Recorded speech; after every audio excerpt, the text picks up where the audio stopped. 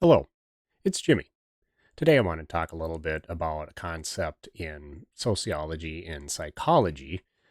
Don't worry, we're not going to get too deep, but it's the concept of internal versus external locus of control. And in the very simple way I can explain it is it's basically how a person believes how much control they have over their life. If you have a strong internal locus of control, you believe you are in charge of your life.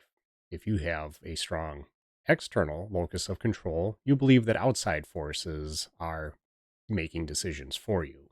An example of internal locus of control is believing you passed a test because you studied for it. External would be you didn't pass because maybe the teacher made the test too hard, or at least you believe that. Once I learned how to pay attention to this concept in my own life, it actually made life much easier, realizing I had more of an internal locus of control, that I was able to make decisions and change my behavior. I grew up in a household where everybody seemed to have more of an external locus of control. Things were just happening to them. A little bit chaotic at times and somewhat hopeless. I didn't really enjoy those times where that became more evident. And I think, well, why don't you make changes if you don't like what's going on?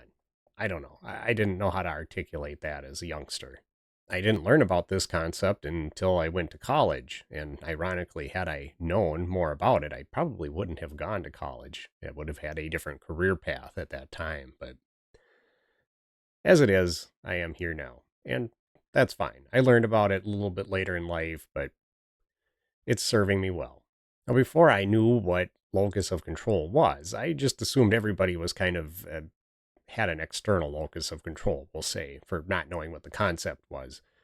That things just happened to you. You were either lucky or not lucky. One of the things I believed was you get into a good college and you graduate from there and you get a good job and you're pretty much set for life. But that's obviously not the case, not for most people. For me to be able to retire early, I needed to have a very strong internal locus of control, that I was in charge of my life. It helped me shape my decision making and understand that I had a lot more control over the outcome. Well, at least pointing towards the outcome. I can't say I always had control of the actual outcome. You can be good at maybe understanding investments or doing the research on your own.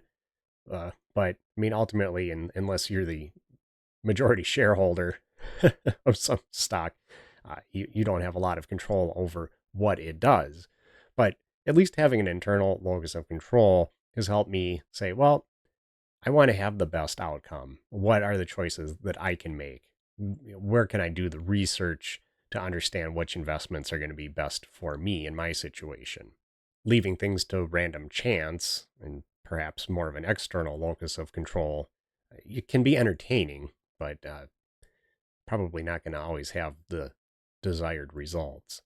Choosing to live debt free, it took a fair amount of determination and discipline in order to do that.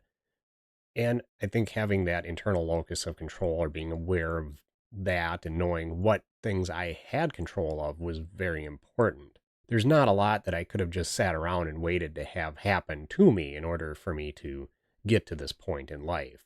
I needed to work to achieve the results that I wanted. I had to do the work.